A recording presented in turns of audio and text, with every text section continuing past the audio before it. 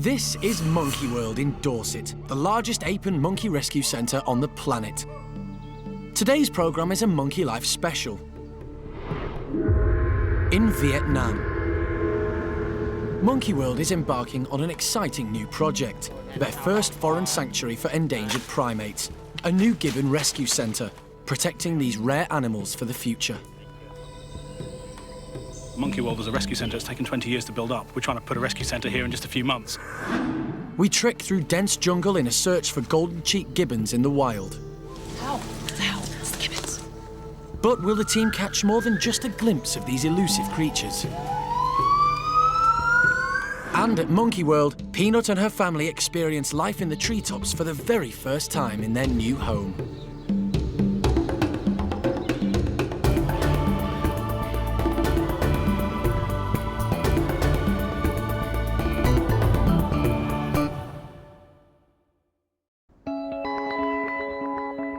In the past 20 years, Monkey World has rescued and rehabilitated 185 apes and monkeys from all corners of the globe.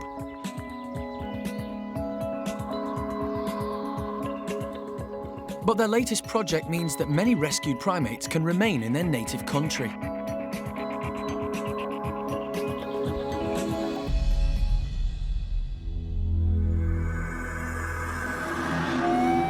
"6,000 miles away in Vietnam,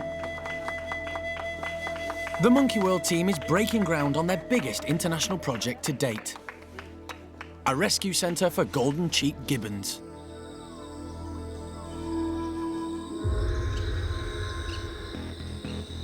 Vietnam is home to some of the rarest wildlife in the world. Poverty in rural communities has led to endangered wildlife being the target of the illegal poaching and smuggling trades. Without help, golden-cheeked gibbons could face extinction. We knew that there was a big demand and trade in them illegally on the black market, and yet nobody knew anything about them in the wild, except for most conservationists were saying, actually, there are other species that are more critical. Well, it was a very sort of grand statement to make when you don't actually know anything about the golden-cheeked gibbon. So I guess at that point in time, which was about 4 or 5 years ago, we decided, well, perhaps this is something that actually we could do, that Monkey World Ping Tung Rescue Center and the Vietnamese government could grab hold of and actually do something significant for an endangered species before it faces extinction. 5 years in the planning, the new sanctuary will be run by Monkey World and Taiwan's Ping Tung Rescue Center. Joining forces with the Vietnamese, the three nations will build the first official rescue center of its kind in this country. So I'm very pleased to be here today to break ground for this rescue center, but really this is only a small part of the overall project, where we are trying to aim to create the highest level of scientific work for conservation, for welfare, and to get the gibbons back out into the forest. So thank you very much, and all the best for a successful future. Thank you.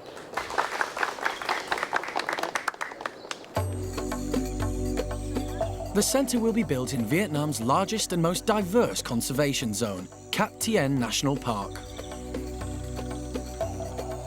Covering almost 80,000 hectares, Cat Tien has been called the Amazon of Asia. At the entrance to the park is Tien Island, which will house the rescue centre. Much bigger area than we had ever dreamed of or even considered, and that's how the whole process got started. We came across to the island and did an initial survey and scout through, and it was perfect. There are primary trees growing here. It's mostly secondary forest, but it's just beautiful. It's an island, it's isolated, yet it's right alongside of the national park, so very easy to bring utilities and labor in to look after a rescue center. And with careful design and management, it wouldn't have to have a big impact upon the island. And it was all agreed. Everybody was unanimous, including the government. Everybody was very happy for an endangered primate rescue center to be set up on Tien Island at Cat Tien National Park. Monkey World's operations director, Jez Hermer, has joined Alison in Vietnam, and they're surveying the site. Just simply amazing. In 24 hours, our road has been cleared effectively, and it's all been done by hand. So they've just thrown manpower at this and done the deed, which is really nice to see. Actually, is looking around, they've left quite a few of the big trees that might have sort of encroached upon what is going to be our central road. So they are being quite sensitive to what's out here and not just mowing everything down. And now we can get a better look heading into the middle of the island and where the primate centre is going to be. The rescue centre will be home to 20 gibbons at a time. They'll be rehabilitated and, where possible, returned to the wild, making way for more gibbons that need help. It'll be a continuous process. We've got to start recruiting staff, training staff, we've got to start getting equipment in and just preparing the whole thing ready for the first animals to move in here sometime next year. If you think about Monkey World as a rescue centre, it's taken 20 years to build up. We're trying to put a rescue centre here in just a few months. There's a whole raft of stuff that's got to be organised, and so it's going to take quite a bit of focus from us back in the UK to make sure this is on track. Later at Monkey World, one gibbon family gets to experience life as it should be, high up in the treetops.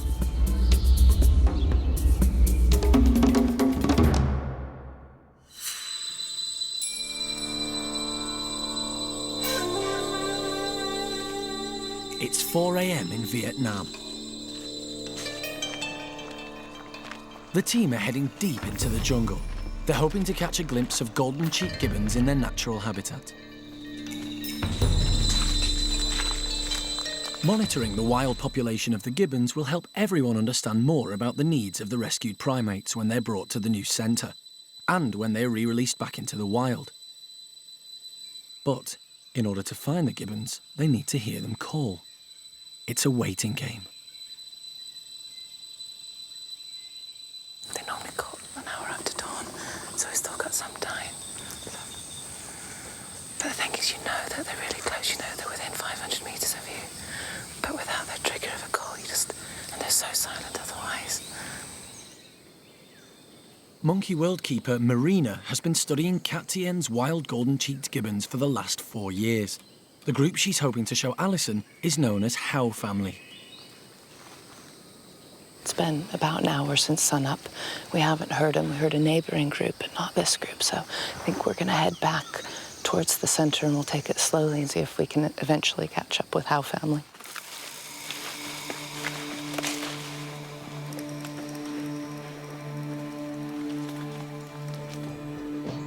Very little is known about the golden-cheeked gibbons, as they're incredibly difficult to follow through the dense jungle they occupy.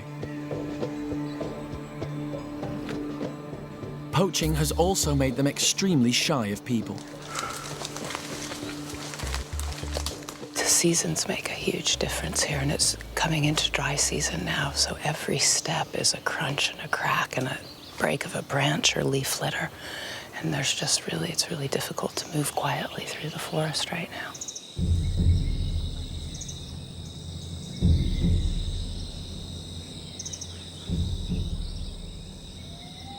At last, the team hear familiar calls.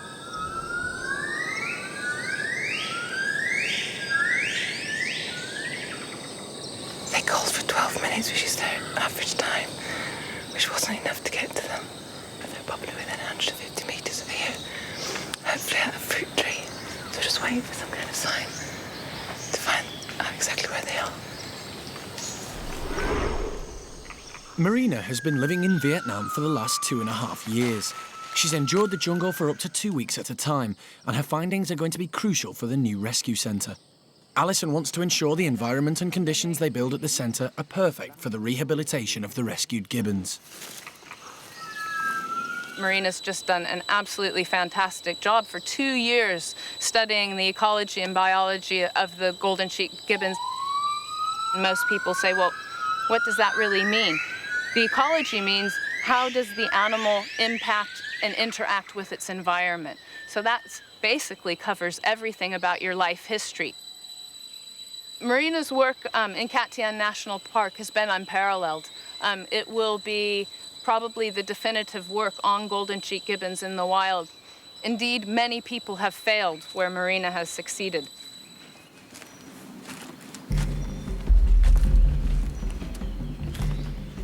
Mr. Bing is a forest ranger and tracker.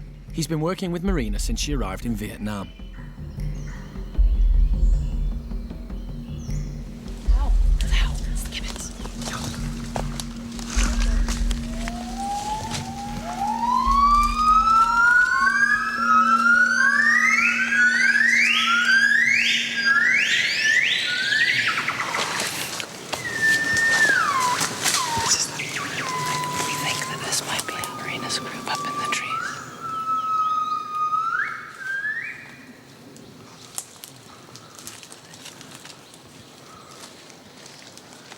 Unfortunately, the gibbons are not Marina's study group. I'm gutted. Marina may be disappointed she didn't get to see her gibbons, but catching a glimpse of these shy creatures is fantastic for the team. It is really difficult. It's secondary forest, which means there's a lot of low-level shrubbery, so you can't go easily. Like in primary forest, the ground's all clear and you can just fly. And other gibbon species, some of them call for 40 minutes, for an hour and a half, and they call 2-3 times per day. But golden cheek gibbons here call within the hour after dawn, sometimes just like 4 minutes, on average 12, and if there's a young male in the group, that's when it can go longer, up to 40 minutes. And it's just once per day, that's it. The only other time you'll hear a peep out of them if there's a boundary battle or something, they're scared, and that's just females alarm calling. So they don't give you much chance to find them. Coming up, the team discover snares and traps. This is less than 72 hours, definitely. It's a chilling reminder that illegal poaching still exists in the national park. And, even worse, they see the full extent of the damage a snare can cause.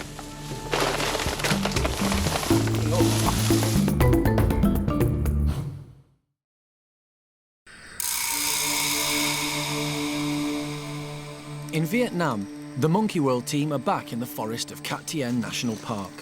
Marina wants to find Howe family, one of her golden-cheeked gibbon study groups.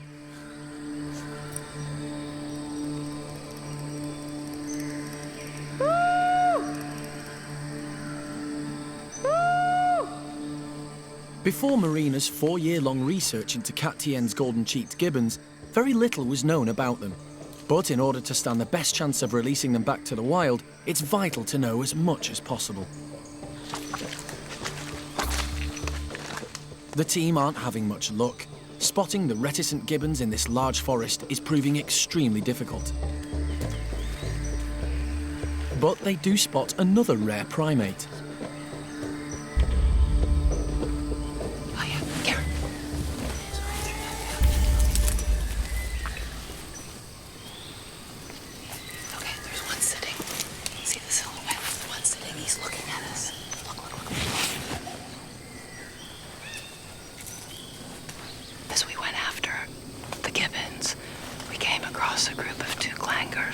Which are really sort of quite big-bodied monkeys, and they've actually got a chambered stomach. They're very unique. They're ruminant digesters, so all they eat really are leaves, and then they sit like a cow in the tree and digest.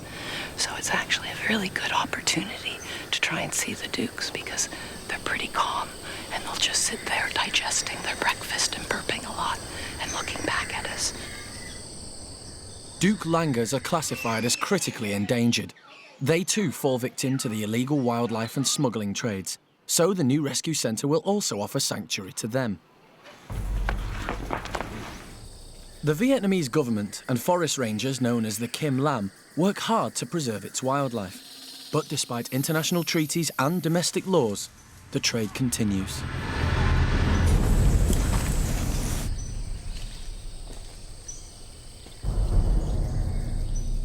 Further into their trek, the team finds snares and traps that have been laid just hours ago.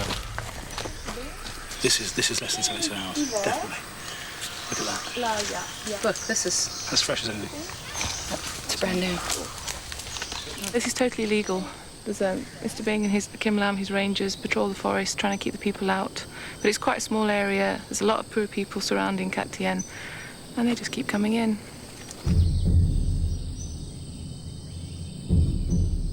They have found laid branches and leaves. This is the snare line. The animal is forced to find an opening, which leads straight to the trap. So if you were an animal and you came along here, that's what's going to happen to you. And it cuts in, and you turn your leg off. But what generally happens is it doesn't kill them.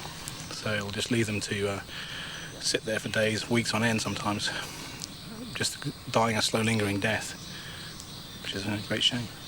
When I was here 2 years ago, I never saw any snare lions because this is very close to the headquarters. It's right next to the headquarters of the Kim Lam. Yeah, it's just saying lots of people are liking it at the moment and more are coming in. And this was the best protected area within the park, so hunters are here, it means the other areas maybe are getting worse. The national park is now having to employ more forest rangers to keep the poachers out. Now, people have been hunting like this around here for years and years, but, you know, the forest is getting smaller, the concentration of hunting is getting much tighter, the effect upon the natural environment is getting much more severe, and it's an issue of education, essentially. The local hunters don't necessarily need to come in here anymore and hunt these small mammals. It's not essential for their survival, but they do come in as part of their cultural heritage, and until somebody can get the educational points across that actually this is damaging the forest irreparably, you know, this is never going to stop. Sadly, in just one day, the team find many different traps that they need to dismantle.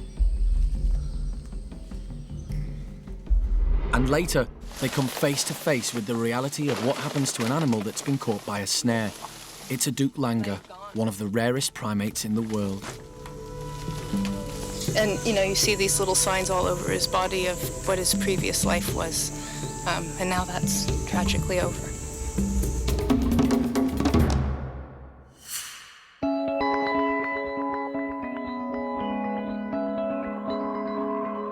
Over the last 7 years, Monkey World has rehabilitated 8 golden-cheeked gibbons at the park in England. It was the only suitable place for them to go. One family, Peng-yo, Peanut, and their young son Tien, are about to experience something new.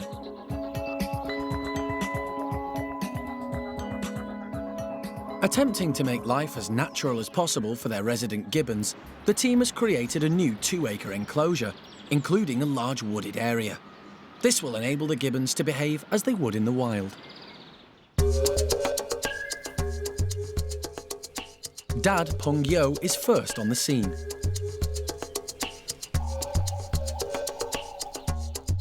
But Mum, Peanut, has her youngster to think of, so she's more cautious.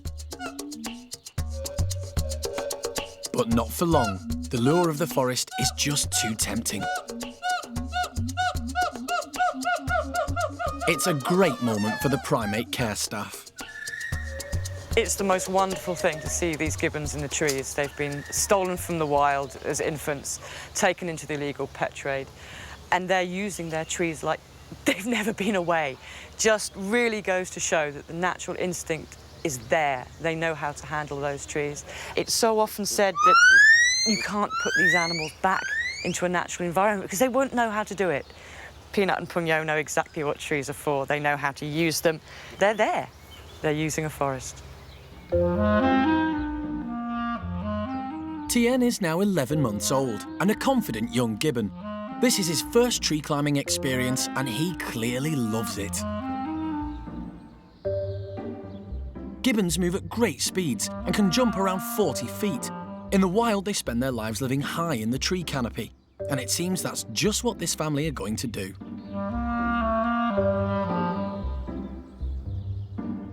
Peanut and Peng-yo were stolen from the forests of Vietnam.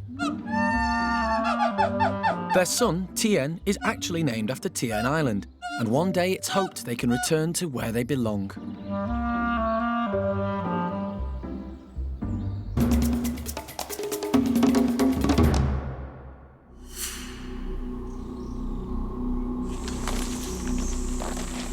Back in Vietnam, in Cat Tien's headquarters, Alison and Marina are about to see firsthand the damage a snare can cause to an animal. This is a black-shanked Duke Langer, one of the most endangered primates in the world. He's lost his leg and would have endured a slow and painful death. Just a few hours ago, the team were lucky enough to see a wild troop on their trek through the jungle. You try not to get too emotional about these things and just deal with the practicalities. But when you start looking at him, it's just really difficult because you see signs of his previous life. He's got a cut on his face and a torn ear. He's sort of coming up to adulthood, coming to be a mature male. He was probably challenging the adult male in the group to become the dominant male. And, you know, you see these little signs all over his body of what his previous life was. And now that's tragically over. Marina is taking hair samples and the vet is gathering information. Hopefully they can learn something about this species from this incredibly sad situation.